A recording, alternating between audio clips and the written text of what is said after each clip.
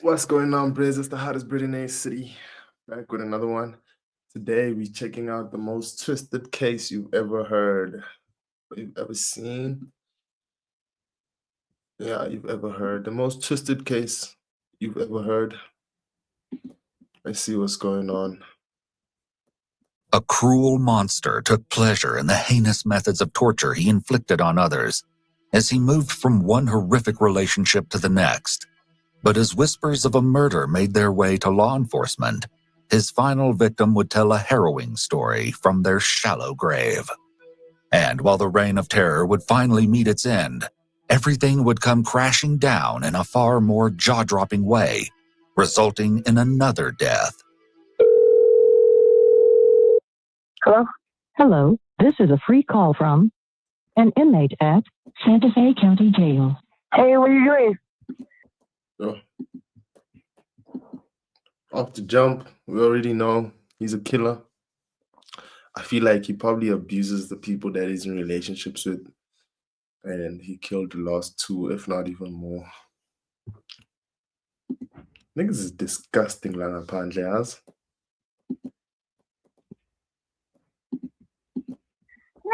I'm driving. What are you doing? How are you feeling? Good. I need you to call a detective for me. I need to talk to one because I know of something that happened to a little boy that kind of happened to our sister, and I need to talk to somebody. And you found out about that in there? Yes. I can say it. You found out that somebody was, can I say it? A kid, yes. Murdered. Yes. The catalyst that set everything in motion began as nothing more than a casual conversation inside the confining walls of a prison. Two inmates at the Santa Fe County Adult Detention Center in New Mexico struck up a quick friendship.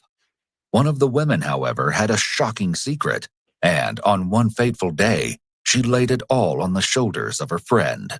Suddenly, the inmate was burdened with an astronomical moral dilemma.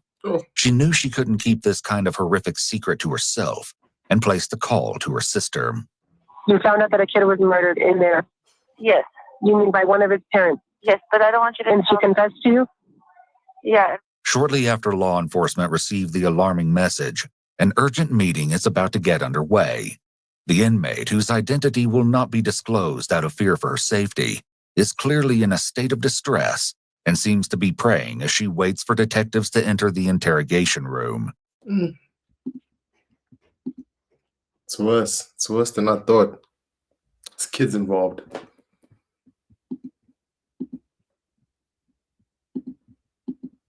In just a few minutes, the moment of truth will arrive, and everything will begin to unravel. Okay? Yeah. I brought you out because a person, an anonymous person, I'm sure you know who that is, called me, brought things to my attention. I monitored the jail phone calls and heard some information, so that's why I brought you out to hear what you had to say, okay? Mm-hmm. So would you tell me a little bit about what's going on, what you know, what you heard? And what happened here stays here, okay?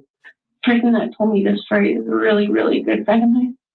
And I've been praying about it a lot. I don't know if I can, I don't know if I can honestly talk. I just know about something that happened. And,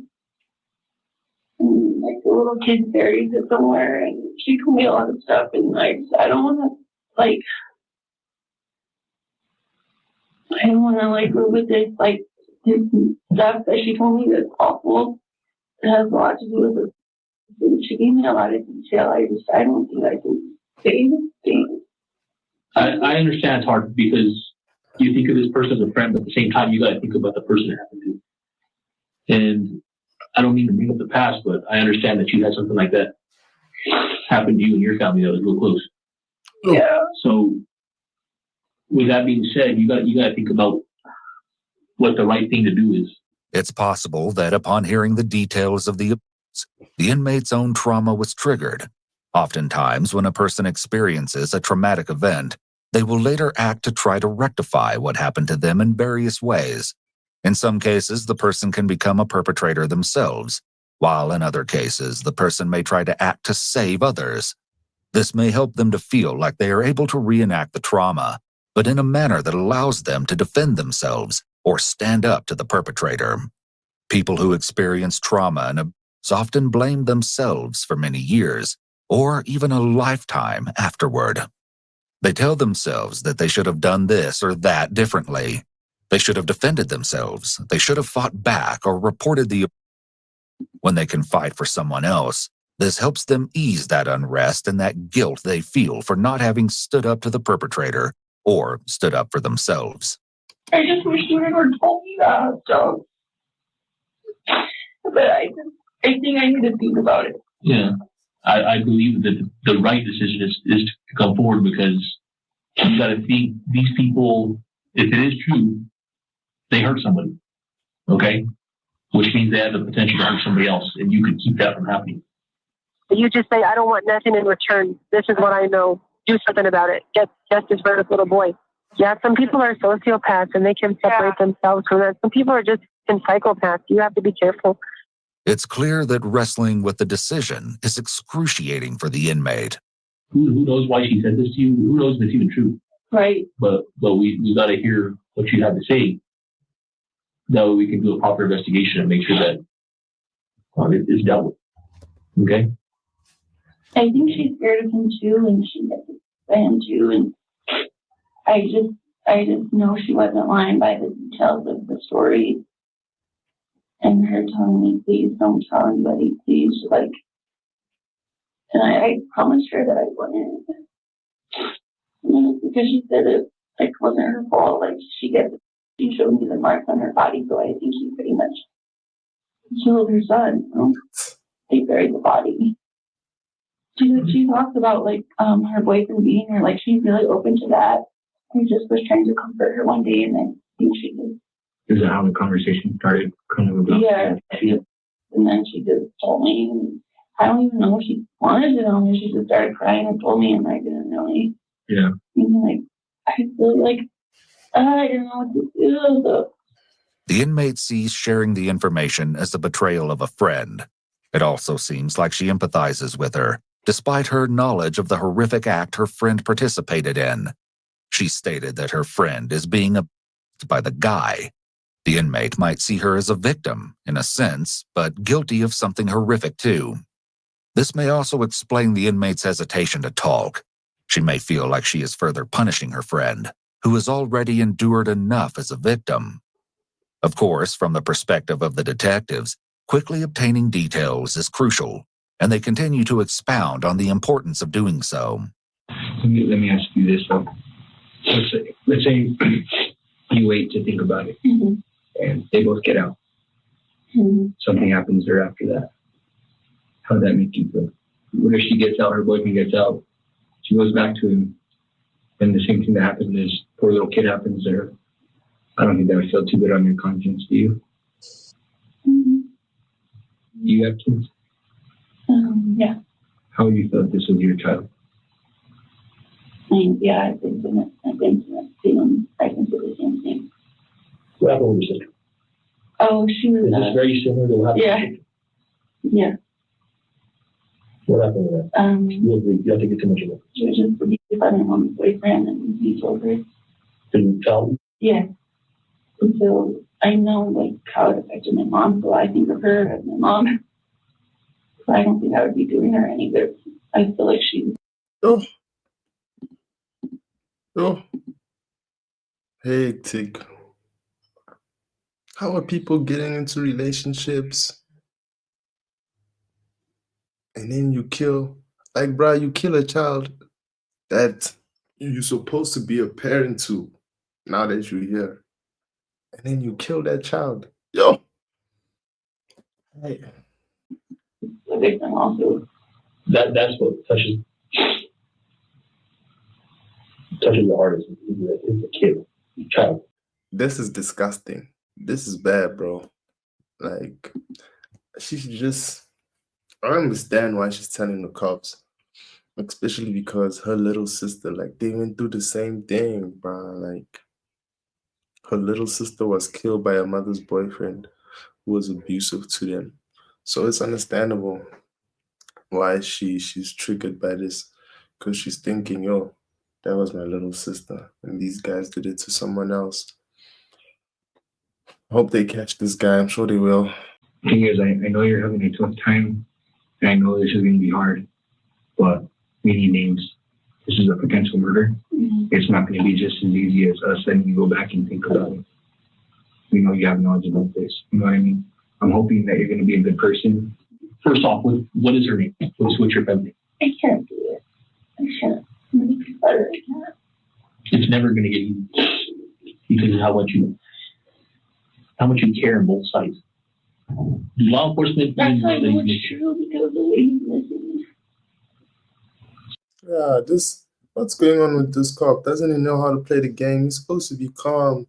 He's saying, here, now we know. He's supposed to be agreeing with her, saying, yo, what you're doing is good.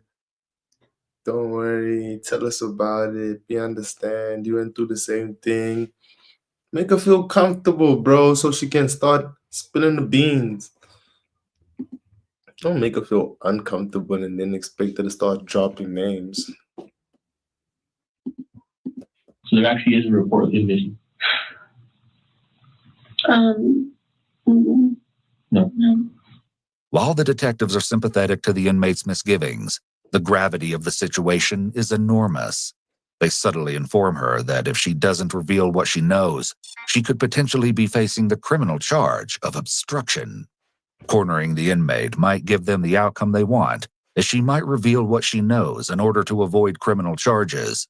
However, it would be much better to get her to willingly cooperate. Exactly. They would likely get more thorough and detailed information from her if she doesn't feel threatened. Yeah. By establishing some rapport with her, it's likely that the detectives could get her to the point where she feels comfortable speaking. We can. An intermission of a few hours occurs, giving the inmate time to do some soul-searching. Okay, well then if that's what it is, then you're probably gonna, like, if you talk to him, then you have to worry about your own safety too, because people are sick enough to do that to their own kids. Imagine what they're capable of doing to someone else. Yeah. And people are just crazy like that. They don't have souls in there. They don't have a heart. You're not like that. You're lucky, but most bitches in there, they're not worth a at all. So don't let that into your soul. You be separate than that, and you do the right thing. You never get tired of doing the right thing. God works in a lot of mysterious ways, and God probably has a plan for this little boy to have peace. Yeah. So this is all in God's hands. So you shouldn't worry about nothing, but don't put yourself in danger. When she enters the room this time around, the inmate is accompanied by her attorney and has come to terms with her decision. Out of concern for her safety, a judge has agreed to her early release, provided that she divulges to detectives all that she was told. Though the inmate has no involvement in the alleged crime, the detectives cover her Miranda rights out of an abundance of caution. Then, they quickly focus in on the specifics. Can you tell us what you heard her say? Okay, so her name is Tracy. He comes here. I wrote his name down on a book in there. She told me that he hit her. He also hit the son. She was incarcerated I think she said for a week. She was worried about her kids because he's so abusive, so violent. He was dead. She was black and blue. He was bleeding. I wrote in so they see it to make a plan. And they thought it was time to go bury his body. And mentioned that he was 14 and was buried. And I asked her how would he not be missing? She said that they tell people that her aunt has custody of him. He's in another state with her aunt in her custody. How did you guys start talking about this? First, How you let another man kill your son? Make it make sense. How you let another man kill your son and then help that man get rid of the body? Your own flesh and blood. Ah.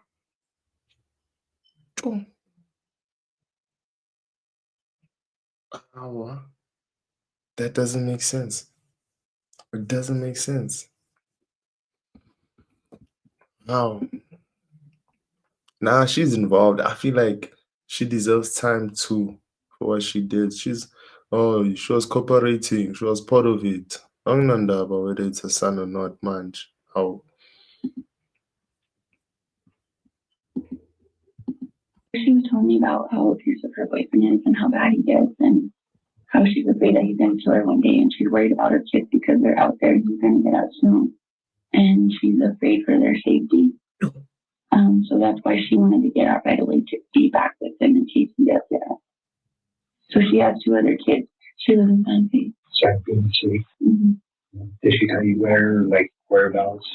Even though the inmate has no details relating to when the alleged burial occurred, she has provided an extremely important piece of information.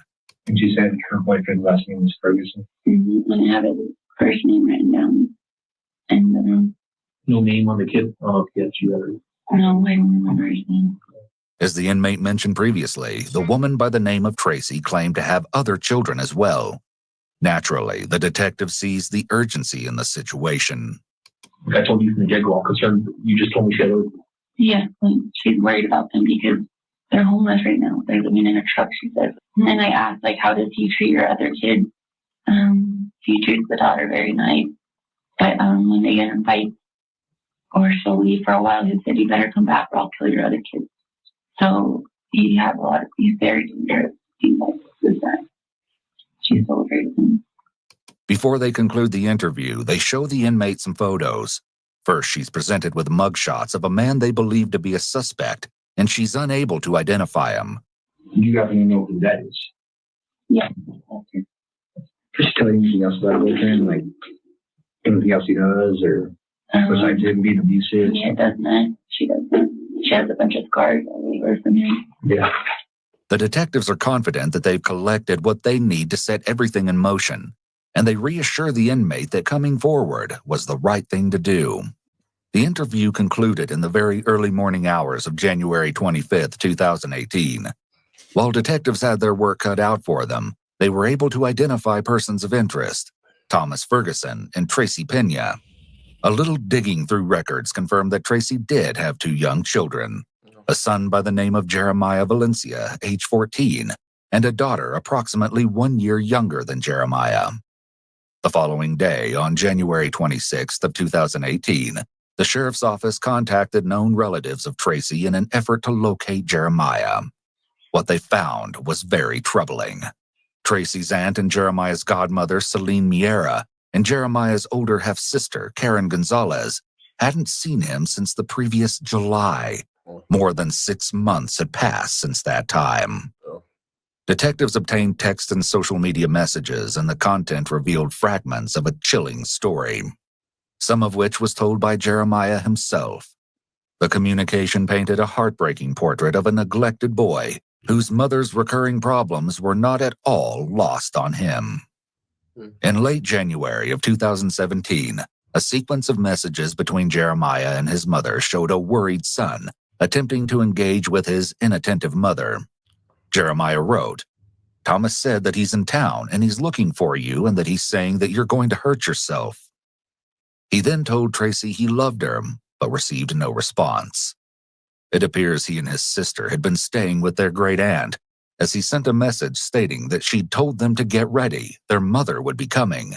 He asked if she was all right, and when and if she was coming, but the messages went unanswered. Over time, the messages became more upsetting. On June 11th of 2017, correspondence between Jeremiah and a friend indicated things weren't going well for him. "Yeah, I've not been so good, and my mom just quit on me." He told his friend on that same day that he attempted to stop smoking pot, but wasn't able to give it up. When his friend asked how his mother was doing, he replied, "My mom is not doing good. She's doing very bad. She's doing drugs." Judging by what Jeremiah was explaining to a friend about his situation, he felt completely abandoned, and he was frequently engaging in fighting. He said he wasn't the same as he'd been before. He was losing it. He mentioned that he'd stopped going to school and was bored a few days later. It was true. He'd been removed from a school under the pretense that he'd been transferred to another, sometime in early 2017. However, he was never enrolled and somehow his absence went unnoticed. Then the following month, in early July, Jeremiah told a friend that he had gone to Clovis, Texas to pick up his brother. Based on Thomas's text messages with Jordan Nunez, his 19-year-old, formerly estranged son, Jordan was brought to live with them at this time, and let's just say that things definitely didn't improve for Jeremiah from there. Even more unsettling was the content of a phone call that occurred that very morning on January 26th. Coincidentally, Tracy and Thomas were both incarcerated on charges unrelated to this particular case. It's unclear what landed Tracy behind bars this particular time, but Thomas had failed to appear at a court proceeding relating to a cocaine charge. His son Jordan had managed to coordinate a three-way call, which led to a rather suspicious conversation. And due to the information provided by Tracy's fellow inmate, recorded phone calls were already being closely monitored by the sheriff's office. I've been crying every fucking day. Like, I cry almost all night long. Every fucking day, no matter what. Like, I cry all the time. It's ridiculous. For Barbara? No, for the people. Oh, I know, me too. Oh, like, the first all couple days people. was rough for me over here. Babe. Hey. Let's talk about that out there. The conversation definitely captured the attention of detectives. That same day, the sheriff's office promptly made their first contact with each individual, and since they were already housed at the Santa Fe Correctional Facility, they were easy to track down. Tracy, how's it going? I was better until I saw you. Let you know what's going on at the office. We've talked about all that. What do you mean? What office? You're taking me? Sheriff's office. Sheriff's office. Okay. So we'll make sure everything's over there. We'll explain everything what's going on. Go ahead and have a seat. We're going to press it. Just keep on hand. We'll have a seat, right? I was going to this. Right here, drink water, anything? No, I'm good. I hope Jeremiah's mother just confesses, because she's feeling bad already. You know, like she's feeling bad. She must just confess once. Tell the cops everything. One time. You guys can probably take her in there now. Okay. And then just turn the light on and turn that cord on right away. Okay. We're going to go in this room where you are, Tracy. I don't respond to anybody. I have never say that. Just follow the Stack man. Where are these things? the dude in the gray again. That's not enough.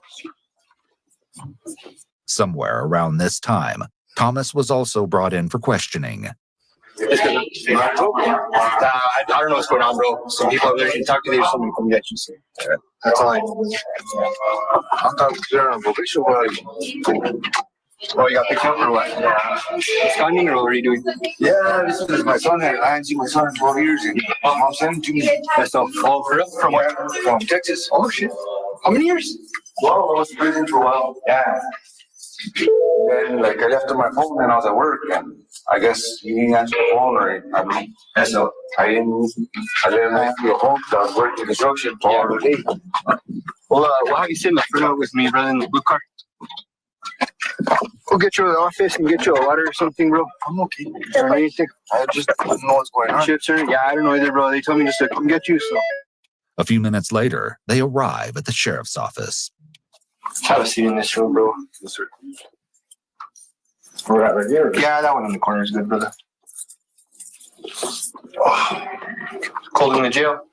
It seems the detective is priming Thomas for the pending interrogation that will be led by another detective as they engage in small talk and establish rapport.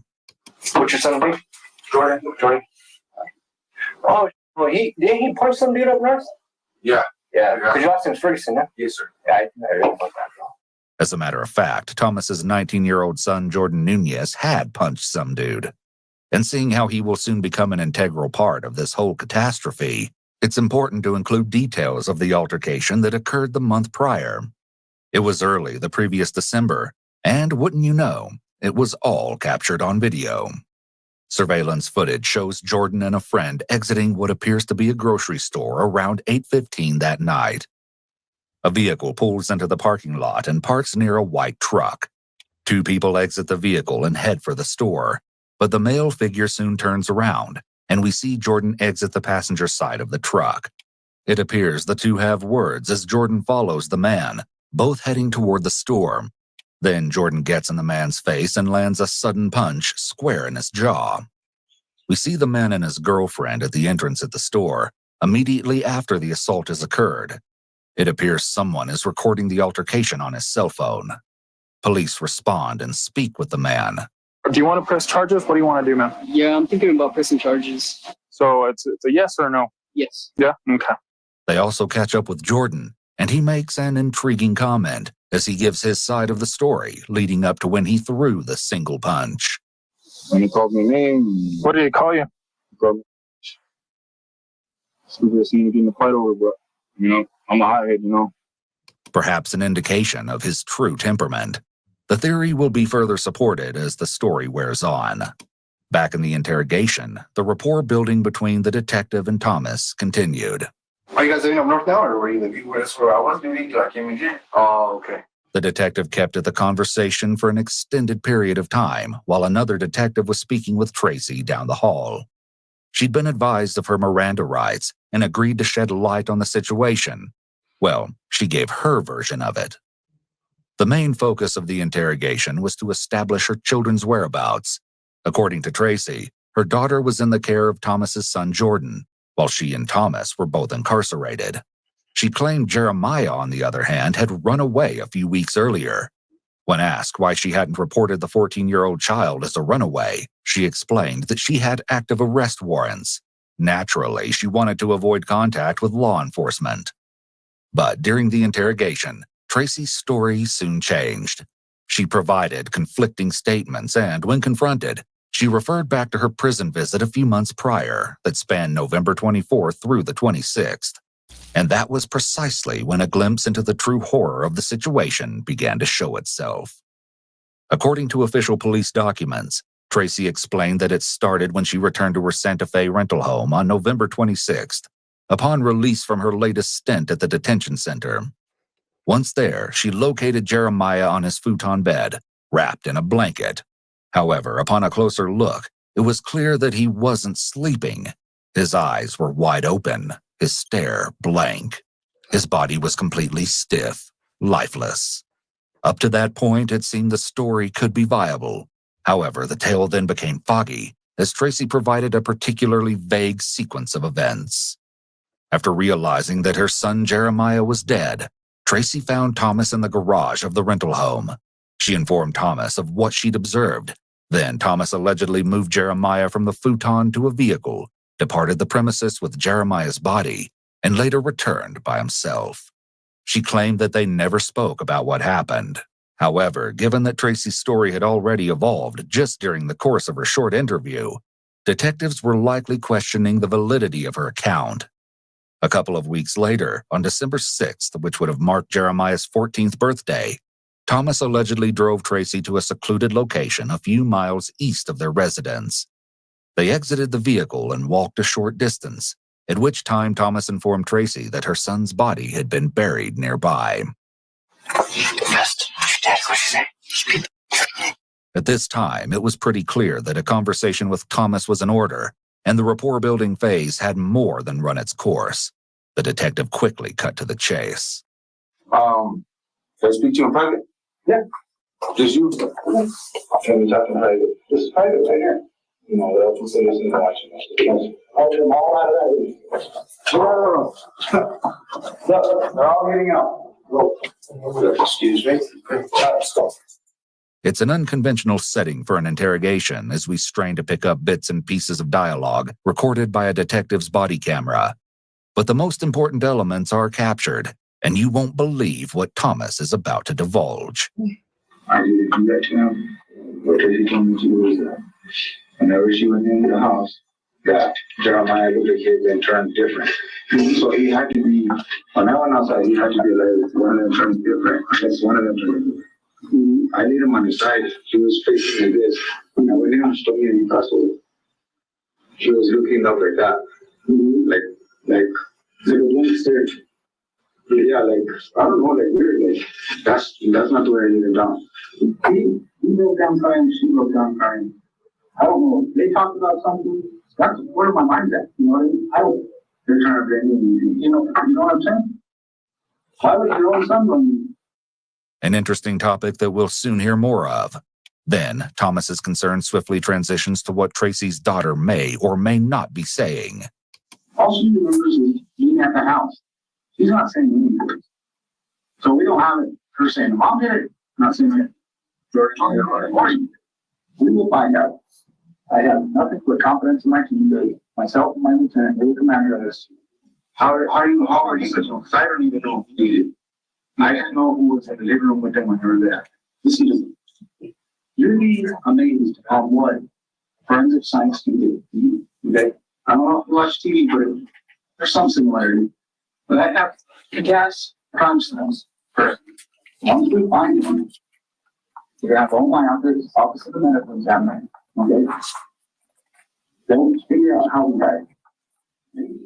Some sort of admission. We don't know that right now. Okay? But what we do know is we got in our house and nobody did anything about it. Where you look at the evidence,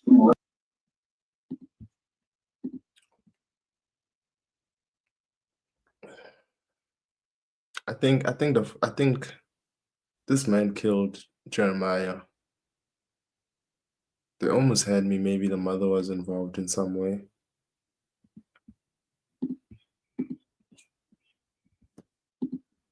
look at the scenes, look at his body. Like I said, my team's damn good at looking. I've never lost a murder case in my entire career. I'm here, my whole team's here, this department's here to give this kid justice. But you justice doesn't mean charging you or something like you do this. So I'm saying, well, you still have the probable cause because of the fact that you were there. You're already in this mix, dude. You're gonna have to fight it. You have to do whatever you gotta do. You're not helping. Well, if you help us, and that evidence proves otherwise, that's gonna be good. You're take a right. We're not gonna take a right now. I'm gonna help you with this. I know more or less, but I'm not going to get it. I'm not going to bury them. I'm not going to get into that. So if I put you in a car, me and a couple other guys, just me and you, well, I have to take somebody else with me. That's against our policy. Okay? And the reason I know the area is and I don't know exactly the exact spot, but I know more or less. If I do that, I'm going to get to the house. Where am I going to go? Am I going to get called? You're still going to decide right now. So I can do that. That's it. Either way. While this interview is taking place, it turns out that someone else is listening in, unbeknownst to Thomas. And that someone happens to be no other than his son, Jordan. I think that all of you guys have something to do with that, and that's why we're going to get charged. That's why. So, you want to help us find him? Your mother trying to blame me? Well, brother, that's what they got to talk to you about, my man. Okay. So just don't ask any questions right now. Just hold tight. I'll get you. Okay. A few members of the sheriff's office are getting geared up to take Thomas out in search of Jeremiah's burial site. Though it's unclear how Thomas would know the area if he truly wasn't there when Jeremiah's body was abandoned. Still, he claims to know the vicinity of the location, more or less. Of course, he maintains that he wasn't the person who was responsible for the death. Good question you asked. This one? They're trying to put this on me? Mm-hmm. A father attempting to shift blame away from himself and toward his own son during an investigation would be inconceivable under typical circumstances. Oh. Yeah, ne? Thomas trying to blame his own son now. His son is probably going to say, Yazin, I'm going to take out the truth, tell you what really happened. But within the context of this terrible situation, we're beginning to see a pattern, a window into the mind of an extremely disturbed individual. This is a classic case of antisocial personality disorder. People with APD will lie, deceive, and manipulate others in order to fulfill their self-serving needs. A typical parent, if faced with a situation where it's either their freedom or that of their child, would rather sacrifice themselves. Thomas, on the other hand, clearly has no qualms about implicating those closest to him in the name of self-preservation. And his accusations will only become more blatant from here. 3 members of the sheriff's office, along with Thomas, arrive at the alleged site around 10 o'clock that same night and begin to scour the area. Super. They said it wasn't hard to walk down. Dude, like I said, I wasn't out here, but I'm telling you. They said there was a no dumping sign, and I saw a no dumping sign. I was going up along the road. The fact that Thomas keeps repeating that he wasn't there is an indication of deception. He wants to make sure he emphasizes that he was not there, because people who lie tend to have at least some level of insecurity about their lie, or they want to make sure that the receiver is buying their lie.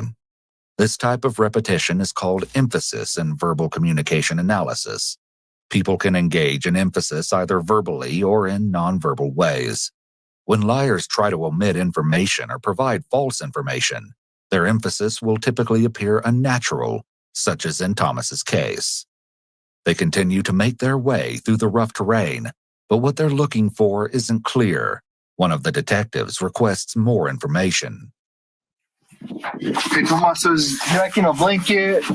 I don't know, dude. I didn't wrap them up. I didn't do any of that. You don't know anything about that? I'm telling you, possibly a yellow blanket, according to her. What I remember, he says a like blue comforter, dude. Like what I covered him with, the room, Yeah. it was like a bluish white, blue on one side Okay. and white comforter. That's when he was reading, like I told you guys. Okay. He said you could walk like down a little hill. Yeah. And then you walk down kind of like an angle like this, and then you turn, and it's like a little thing where like water went. Water went. Like how water ran, like you know, like when it rains or the water will culvert. Yeah. I don't know about a culvert, but like a pipe where it washes down. Okay. Oh, I got you. It washes away. I got you. Like a little ditch or some shit. Yeah. Something like that is what they told me. Okay. Thomas repeatedly refers to they and her. The only potential individuals he could be implicating are Tracy, Jordan, and Tracy's young daughter. Once again, the repetition is a sign that he's being deceptive. I have to get those dogs out here, bro. I really want to find them, dude. I'll put this. Do you want to just go down a little bit more? Yeah. I feel like he's right here, bro. Somewhere right here. But the search ends before a gravesite is found, and the reason behind Thomas's inability to locate Jeremiah's resting place is murky at best. Either he truly doesn't know the location, or he's putting forth his best effort to convince law enforcement that this is the case. Considering what Tracy is about to assert relating to Thomas's involvement in the sacrilegious burial, you'll soon be able to draw your own conclusion. It's the following morning when she is escorted by detectives to the very area visited with Thomas the previous night. And there's a tree. I think this is it.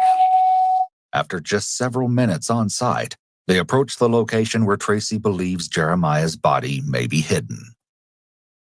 So you're sure this? Yeah. Okay. And this is what you remember? That Sure, I couldn't see the cars, but I could hear them. Okay. All right.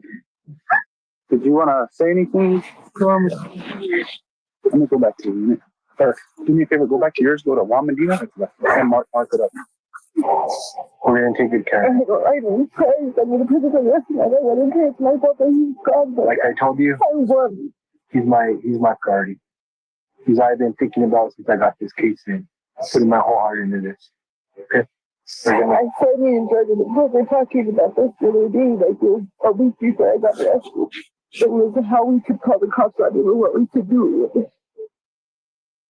Because he doesn't leave any of this alone. You know, I already guys have been through hell, but you see where all that stuff ends right now. Yeah, but I still don't have my day. I know. Well, Still something I keep choking. Didn't have to. I'm going to do everything in my power. I'm going to do everything in our power to make you confused. Like I said, I don't even care if it's not fair. I don't want to. I don't want to know. Well, it's because I can. I would. Nah, she's being honest, man. You can see she's hurt. She doesn't care if she spends the rest of her life in jail. That other guy just cares about himself. Thomas just cares about himself. Am I still going to get charged? Am I not? It's not me, it's them. Emphasizing the whole time that he wasn't there. She got there same time. It's here. and she doesn't even care if she goes to jail or what. Clearly, Thomas did it. It's clear as daylight. This is Thomas's son. I don't know why he was involved. It's such a sad case. I've done it before if I could. Yes. Right now, I'm in a situation where I can. And it was just a convenient coincidence that we both got arrested at the same time, because every other time I come to jail, he's outside with Bug. And I see him, like, one day we were at the house. It was like a couple of days after this happened, and I was crying, and I started like, clear. And he was like, Mom, what's wrong? And I started crying even harder, and I was like, he went crazy. I was like, I could hear him, but now when I pay attention, I can hear him, and I can see him once in a while. I could see him. I'm okay. And then I would tell him, baby, let's just go. Just me and you will run away. We'll go away from him. We'll do whatever just to get away from him. A terrible way to live. Most of all for two children who were pulled into the mess by no fault of their own. It's kind of like a risky spot to pull off the side of the road. And because, I mean, I know when I was on patrol, if I would have seen a truck or something tucked in here, I would have came back here. You know what I mean? Well, he always had the dogs with him, too. And for that reason, you'd just say, oh, well, the dogs need to just go out. Tracy is referring here to several pit bulls she and Thomas kept. But this raises a disturbing question. Were there more bodies hidden in the vicinity? They continue to observe the area. There's another tire over there. So, see, like last night, he kept on saying guardrail and tires and glass. See, and then there's a wood pellet, and there's a bunch of wood pellets either in or behind the garage. Is that from your house? It looks like it. Could these be his tracks? Yeah. Okay, let's stay off those. Okay.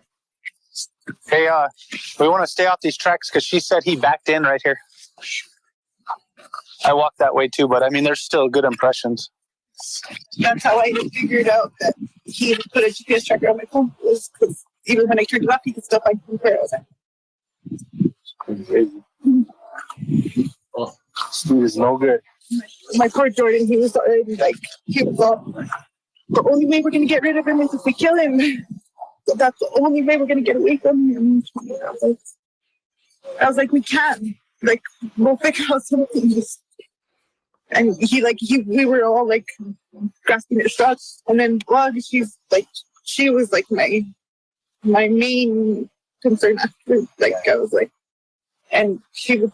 She's scared to death of him too. Oh, all of us are scared of him. Did you slit her head with bullcrap after all this? Oh, probably. I cried, but she was crying one day, and I told her, "What's wrong, baby?" And she was like, "Mom, he doesn't even use the bathroom. He makes you go in there with him." Like, she was like, "He can't even take a shit by himself."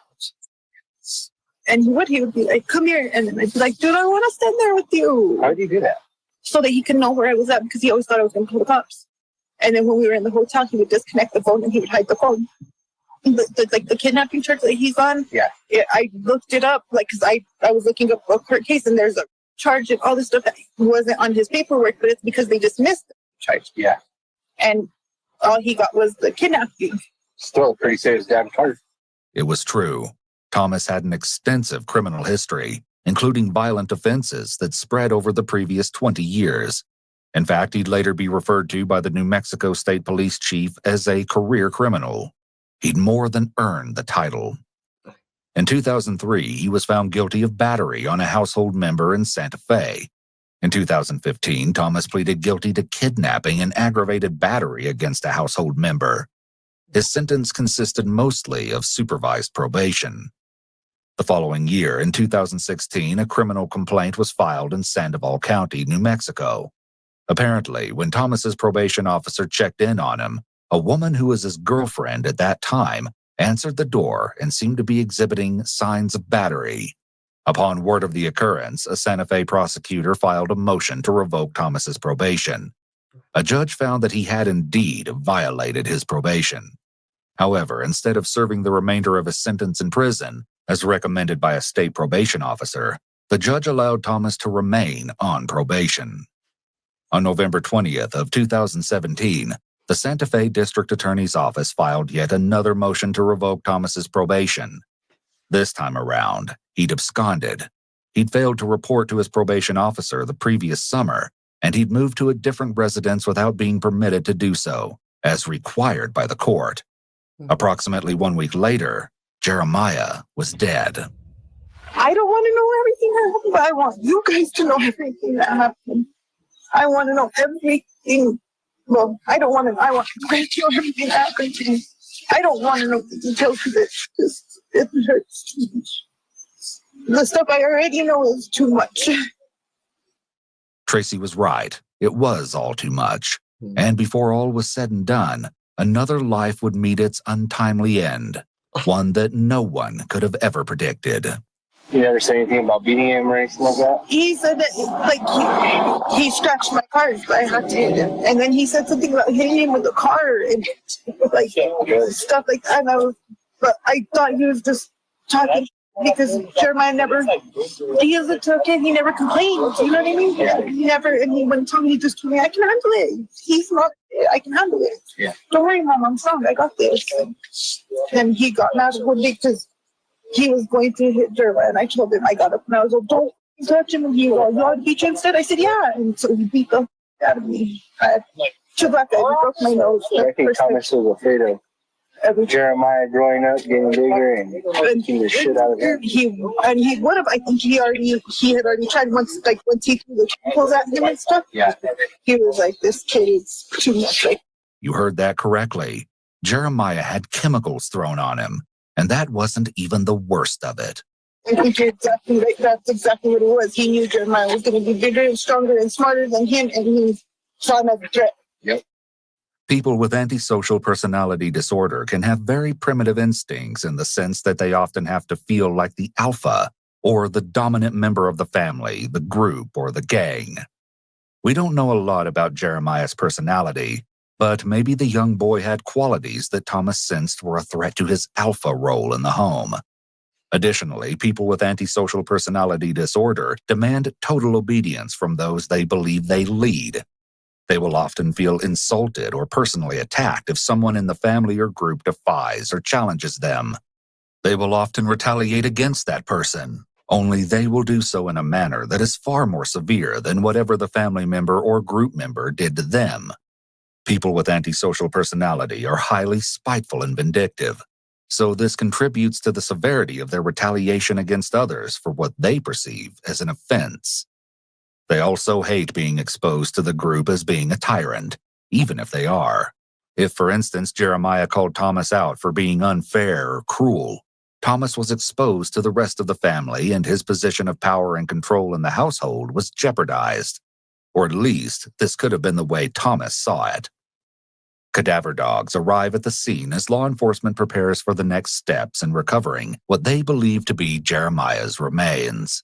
Tracy has to take you back now, okay? But we're gonna keep you updated. Okay, so I'm gonna be at your office. Will you call and let them know? Please, just so I We can. will. I promise you. Okay. Thank you. Good luck. Thank you. Thank you. We're gonna do our job. I appreciate you. I do. Please. As the cadaver dog begins his undertaking, a detective references a ghastly claim made by Tracy earlier that day. She said she's been out there twice. Yeah. She even said that he moved the body. Or possibly. No, she said that he would threaten to move the body if she didn't do what he said and all this crap. So she wouldn't know where he was at. Yeah. But the K-9 reinforced Tracy's assumption that they'd located the correct area. Tree branches had been arranged in a pile, an animal skull placed on top. The cadaver dog signaled to its handler that human remains lay there below the surface. While January 27th had proved to be a terribly heartbreaking day, the developments that came along with it were paramount to the case. In addition to uncovering the location where Jeremiah's remains were believed to have been hidden, a search of the deserted rental home was conducted upon issuance of a search warrant.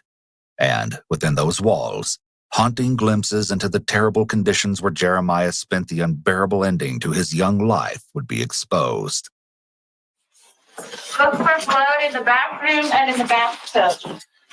Can I get a call number? Yeah, I was coming. Oh, awesome. Here's a rag. A bag. They just called and said at the safe house, the little girl said that He would lock the little boy in the kennel. Dog kennel. Even seasoned members of law enforcement can't believe what they're hearing. So this is where they were locked in. Yeah. This is freezing in here.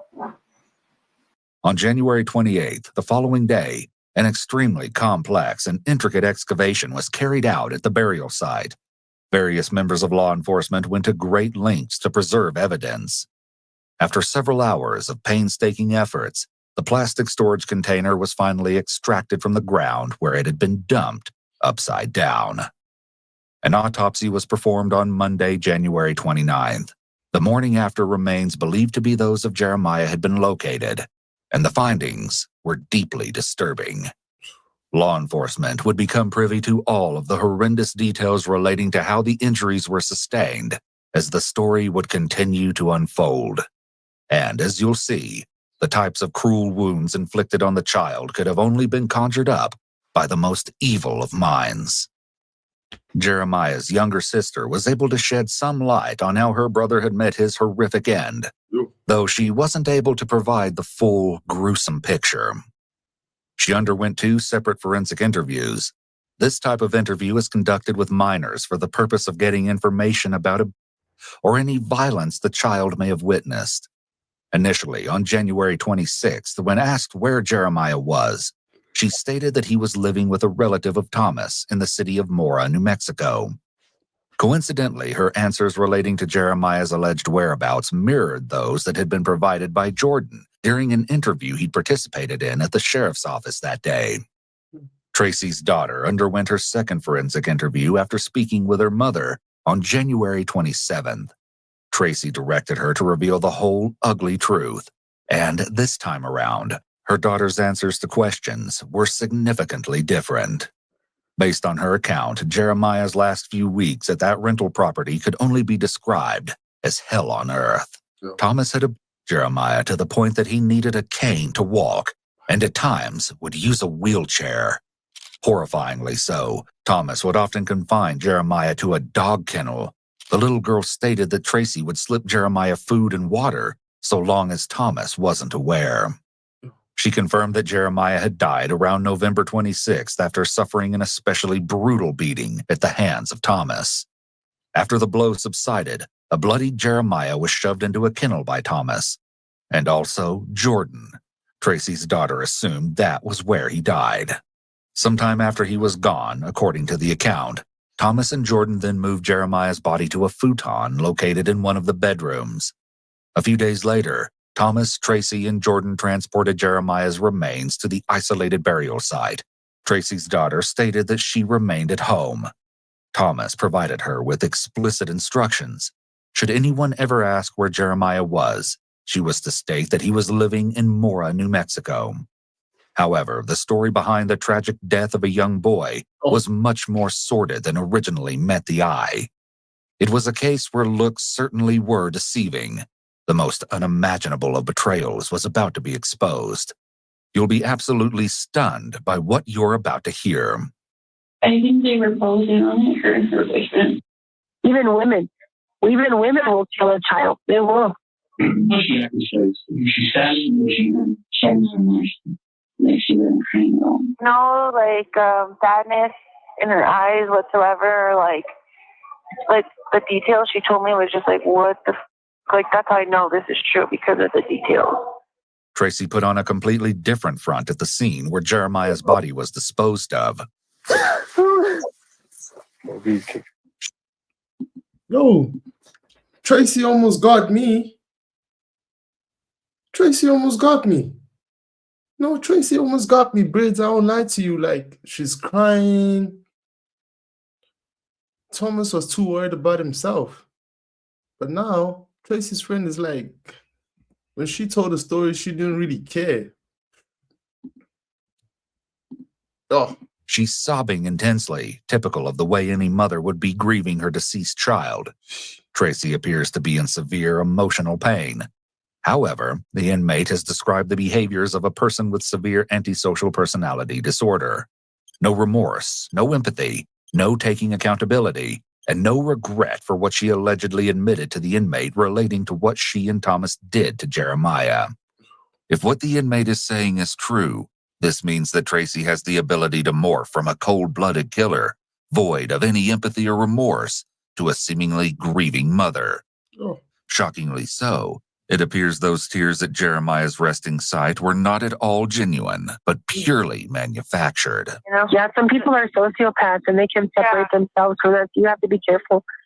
Indeed, people with antisocial personality disorder can separate themselves and separate their emotions from a situation or from the memory of the wrongdoing they committed.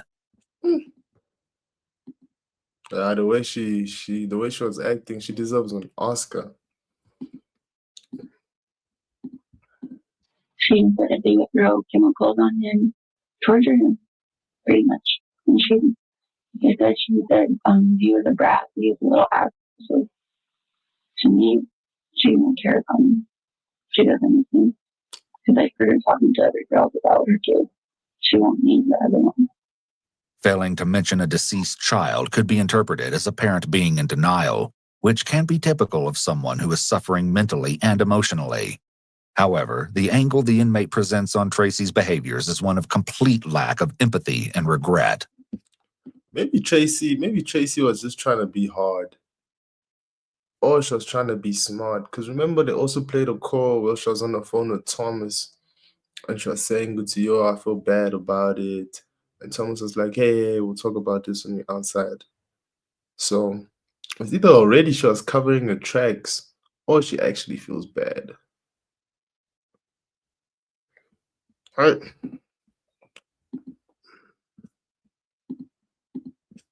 You see, detectives knew Tracy was likely involved in her child's death from the very beginning.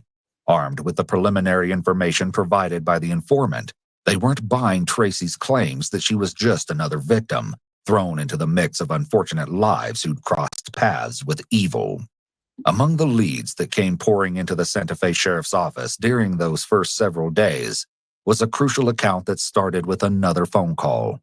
As it turned out, the woman on the other end had recently engaged in some strange encounters, and she felt compelled to share details with law enforcement.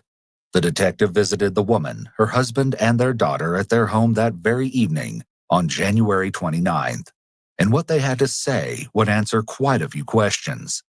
However, many new ones would be raised as well, including the possibility of Jordan's involvement in the circumstances that led to Jeremiah's death. And as luck would have it, Jordan had taken part in another interview himself earlier that day. Detectives were able to use details Jordan alleged stacked right up against those provided by the woman and her family. How's it going, sir? Thank you. Have a seat, Thank you for please. calling us. Sure. So, Thomas is your cousin? Yeah. Yeah. And Jordan came by today. Jordan came by yesterday. Did he disclose anything to you why he's been bringing property over here or anything?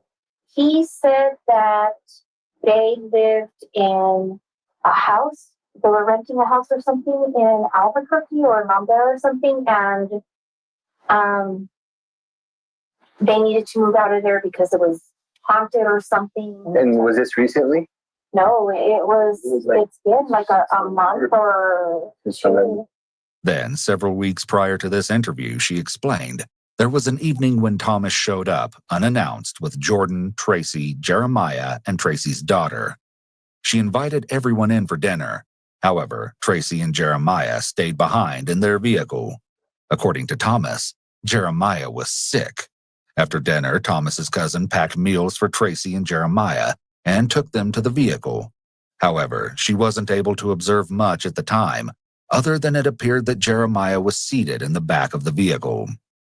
It's very possible that Jeremiah had serious injuries, so he stayed in the car, or was forced to stay in the car, so Thomas's cousin and the rest of the family in the home wouldn't see him. It was so dark, and I think he was wearing a hoodie and had his head down. I never met him, though. She recalled a more recent visit, which marked the start of regular visits that came shortly thereafter. It was only Jordan and Tracy's daughter who came around on this occasion, and they had a special request. If the dogs could, yeah, I should ask if they could leave the dogs here because they have pit bulls. Mm-hmm. because they had gotten kicked out of their home or whatever, and Tommy got arrested. You remember how long ago that was? And the mom got arrested. It was when Tommy had gotten arrested. Okay.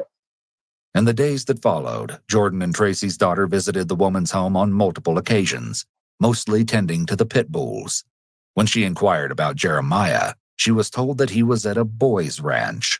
She found it concerning that Tracy's daughter was being cared for by Jordan, someone of no relation to her. Then, one day prior to the interview, Jordan dropped some mind-blowing accusations during the course of a conversation with the woman's husband. For some reason, he said that he's trying to pin that little boy's dead. I said, what? Like, what are you saying? He's all, oh, my dad would beat him.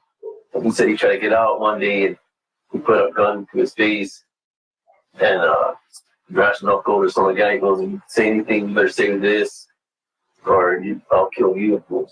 She explained that her husband then conveyed to her what Jordan had said. When Jordan returned to the property later that afternoon, she had to hear it all for herself. Is it true what you told my husband? Is that about the little boy? And he said, yeah, and then he just spilled the penis too. We stayed talking about an hour. I think he beat him to death and snapped his neck and he had cuts all over his leg and everything because he messed up his Cadillac a little bit and he didn't pick up the poop from the dog and we didn't abusing him. But I can't do nothing because he killed me. He told me that that Tommy had kept him inside barricaded, like a prison. That he would keep him inside, that he would lock him up, he would bolt them, and that they couldn't even take a shower or use the bathroom because they were locked inside the rooms. Mm-hmm. He said something about him doing meth. He said that one time he had seen Tommy punch Jeremiah and knock out his teeth and maybe break his jaw. They were all afraid of him, that he would threaten to kill them. Mm-hmm. Jordan then alleged that he'd attempt to protect Tracy's daughter from the beatings and that he should have done the same for Jeremiah. But his story of what happened to Jeremiah in the end was different than what we've heard before. He had questioned Tommy about Jeremiah and that Tommy just forgave him. And then, like, a couple of weeks later, Tommy told Jordan I'm going to tell you what happened. And that he told Jordan that he killed him. He said that Tommy put a gun to his head and told him that he better take the fall for it or else he was going to kill him. He didn't protect Jeremiah because he was afraid, because Tommy had brass knuckles and he had a knife. Then he arrived at the point of the story where Jeremiah's life ended. Tommy picked up Jeremiah and took him into the room and bolted it and turned the radio up really loud. And that the mom was in jail at the time when it happened, and that Tommy fed her some kind of shit excuse that Jeremiah had an infection or something. I don't know. I don't even know what to believe. He thought that, or thinks that Tommy buried him somewhere.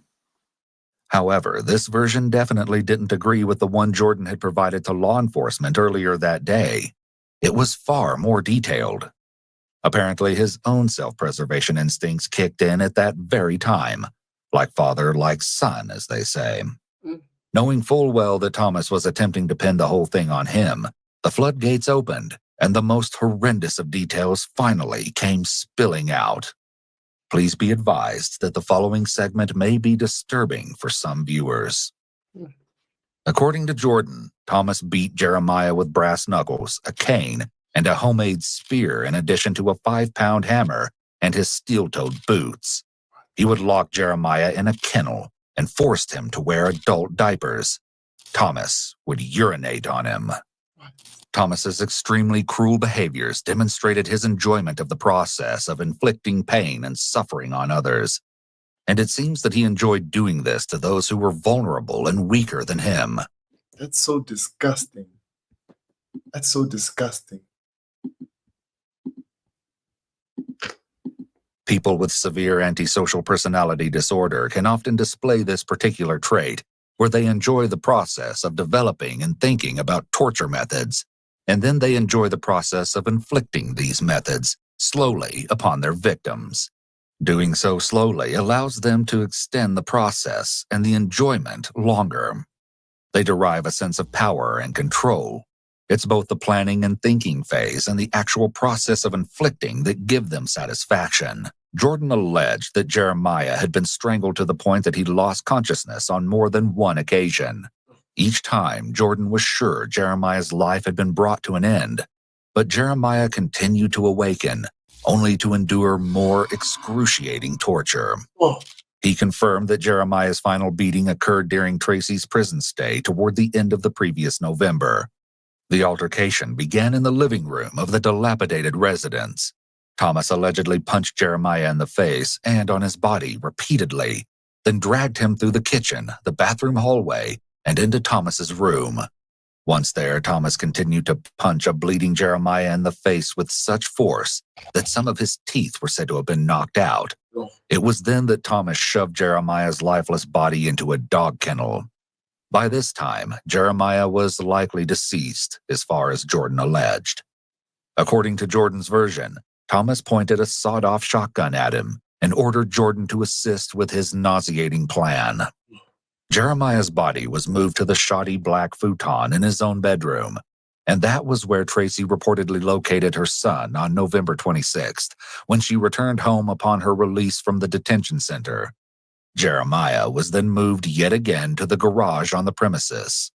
Shortly thereafter, Thomas allegedly forced Jordan to accompany him on a trip to the local Family Dollar store, from where they stole supplies including plastic sheeting, duct tape, and rubber gloves.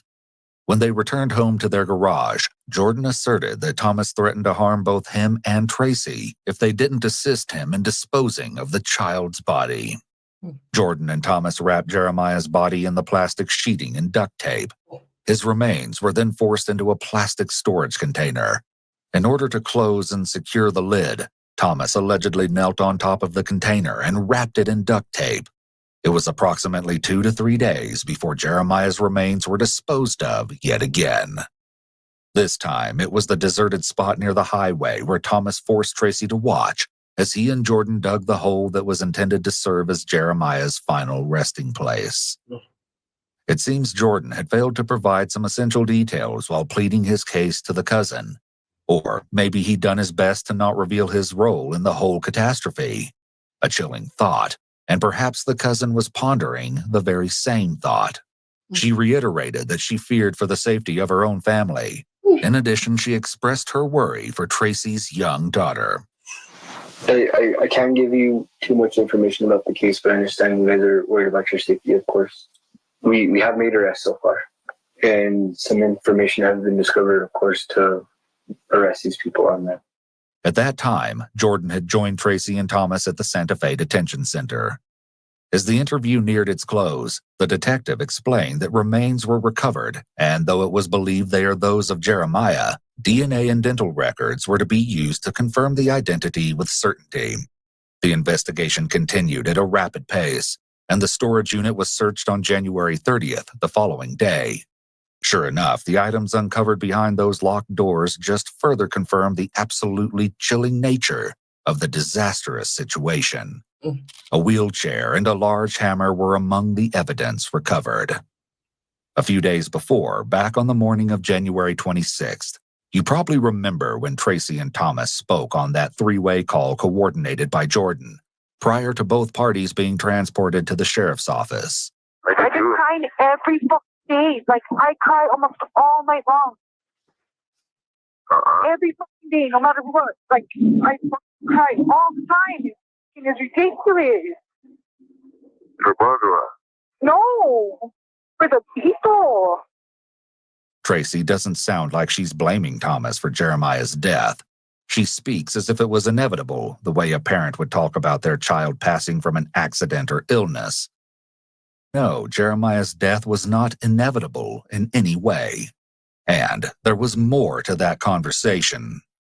I am crazy and you make me more crazy. Yeah, I'm not gonna make you anything. You're already crazy. Shut up. You're stupid. I love you. I love you too. I miss you so much. I miss you. I miss you too. One of the most confounding things about individuals with antisocial personality disorder is their ability to adjust their behaviors and interactions with others depending on the circumstances and on what suits their needs. Like a chameleon, they can take on different identities. In this phone call, Thomas also talks about family, spending the day with the kids and going to the zoo when he gets out, and date night with Tracy. He sounds like a family man who cares about his partner and their children. However, we know what Thomas did to Jeremiah, and it shows that when he switches to one of his other identities, it is one of pure evil. When Tracy concludes the call by telling Thomas that she loves him, it could possibly indicate that Thomas had her blessing when he murdered Jeremiah. But the sentiment seems to have slipped away quickly, and Tracy had a change of heart shortly thereafter. Soon, she and Jordan had become allies and were positioning themselves to place all blame on Thomas. The following call came just 2 days later. Listen to me, son. This is what I want you to do. I want you to go and get all the titles from Juan. I want you to sign every single one of them. And I want you to sell all those cars. Well, except for the Benz, and if you want the Caddy, whatever. Keep one for me and one for you. They had to make plans. The tables were beginning to turn. That's the thing. Your dad is putting all this shit on me, so I might not get out for a while. They're charging me with child abuse resulting in great bodily harm or death. I'm getting charged with the exact same thing he is. Tracy was seeing the writing on the wall.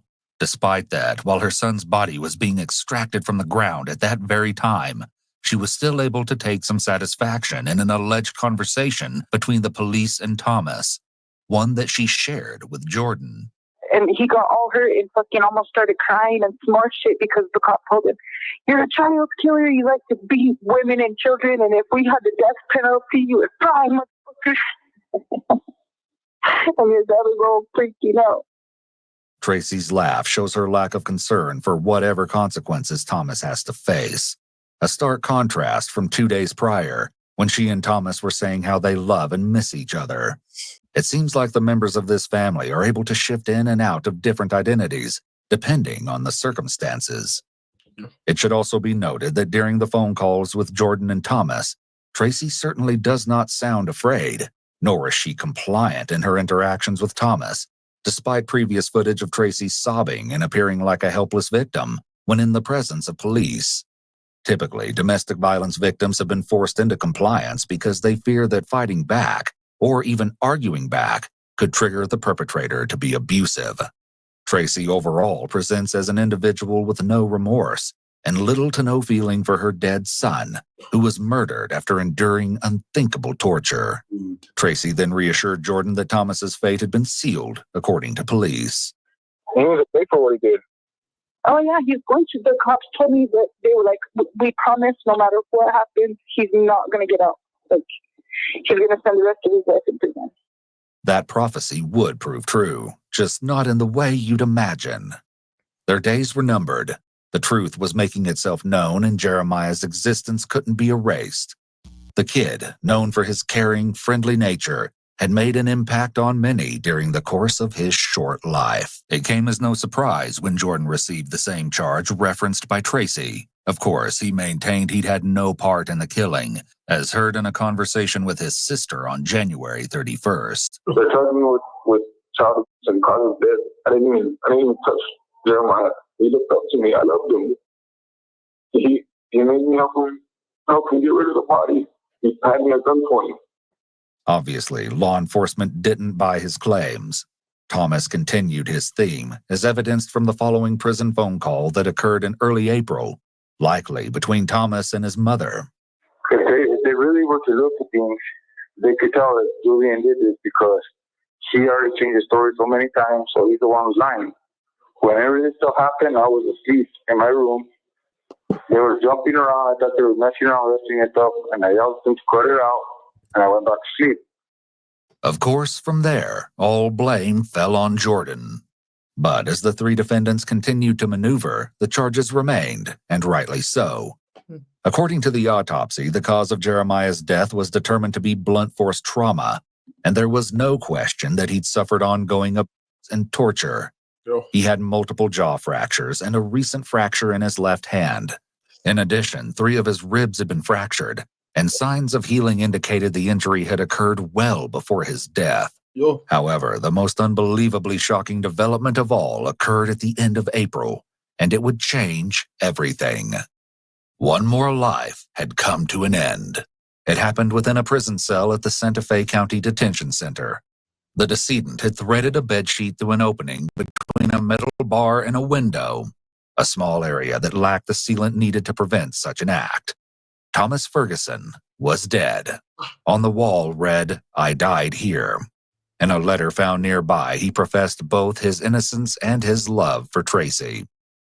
After Thomas's departure from the pending proceedings, the prosecution focused their efforts on the involvement of Tracy and Jordan in Jeremiah's death. Both faced at least a dozen charges. The prosecution asserted that it was Jordan who delivered the final deadly blow to the child. What? It's likely we'll never know exactly what happened behind those doors, nor who inflicted the final injuries that culminated in Jeremiah's senseless death. And though Thomas was able to escape legal recourse in yet another cowardly move true to his character, Tracy and Jordan had to answer for their involvement. In November of 2018, Tracy pleaded guilty to child abuse resulting in death. And a final twist, in continuing with the whole theme of this disturbing story, she also agreed to testify against Jordan. What? In exchange, she received a 12-year prison sentence. Jordan accepted a plea deal as well in October 2021. As a result, Tracy's testimony was not needed. Jordan pleaded guilty to child abuse resulting in death, in addition to 2 counts of tampering with evidence. He received a 21-year prison term. At Tracy's sentencing hearing, her own aunt, Jeremiah's godmother, who'd cared for him and his sister over the years, summed up the case in one powerful sentence. It's easy to blame this on drugs and being the victim of a lousy excuse for a man, but the only victims in this case were Jeremiah and his sister. Thomas is a coward. Thomas is a coward. He killed himself. Lame ass. Should have died in prison. Should have got life in prison. I wasn't buying it also. To be honest, Briz, I wasn't buying it. The mother story, Jordan's story, I wasn't buying it also. So I think it's justified that they get time too. Now they turning on each other as well. Like, there's no loyalty in that family. All 3 of them deserve to be in jail. I'm happy with that. It's cool that nigga killed himself. What a coward, bro. What a coward. This case is sad. The saddest part for me is the kids. That's the sad part. The kids.